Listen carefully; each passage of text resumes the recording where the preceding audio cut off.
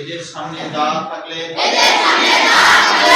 In হয়, দা না থাকলে এড হয়। বছরের সামনে ইন হয়। We have already discussed about the different types of grammatical items.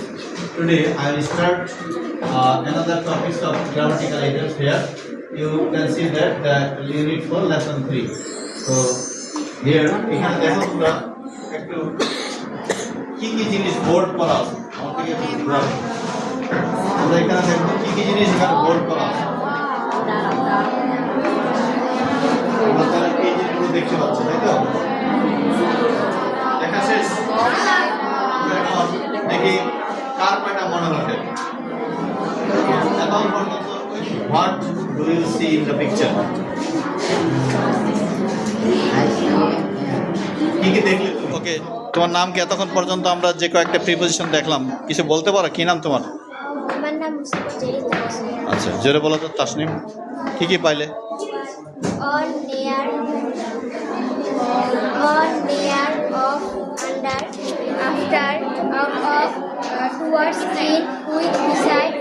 ওকে, তার জন্য জোরে হাত। ওকে, এখন আমরা দেখব মূলত যে কোনো ওয়ার্ড নাউন বা প্রোনাউনের পূর্বে বসে বাক্যের অন্যান্য শব্দের সাথে সম্পর্ক স্থাপন করে তখন তাকে হচ্ছে প্রিপোজিশন বলে। ভেরি গুড, তার জন্য জোরে হাত তালি হবে। গুড। যে প্রিপোজিশনগুলো রয়েছে অর্থসহ, সেগুলো এখন আমরা দেখব। যে অর্থসহ প্রিপোজিশনগুলো একটু পরে দেখি, একটু পড়ি সবাই। অর্থসহ প্রিপোজিশনগুলো কি কি আছে? পরে ফ্রম মানে কি? আচ্ছা, টু, ফর, অফ, বাই, কোথায় কোথায় অ্যাড বসায়, এই অ্যাডগুলো আমরা এখন শিখে নেব। শিখে নিচ্ছি অ্যাড এর বিভিন্ন ব্যবহার। অ্যাড কোথায় কোথায় বসে সেই ব্যবহারগুলো আমরা এখন শিখতেছি। এরপরে আমরা পরবর্তীতে চলে বলো তো অ্যাড কোথায় কোথায় শিখলাম? নির্দিষ্ট সময়, নির্দিষ্ট স্থান, তারপরে গ্রাম, ছোট গ্রাম, ছোট জায়গা। ছোট জায়গা। ওকে, ভেরি গুড। আমরা নেক্সট প্রিপোজিশন যেটা, সেটা হচ্ছে ইন। আমরা অ্যাড শিখলাম, আবার ইন কোথায় কোথায় বসে সেইগুলো আমরা এখন শিখব। সাদের সামনে ইন হয়, মাঠের সামনে ইন হয়,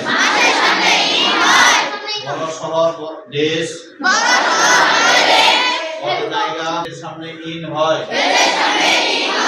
দেশের সামনে ইন হয়, ছোট জায়গার সামনে অ্যাড হয়,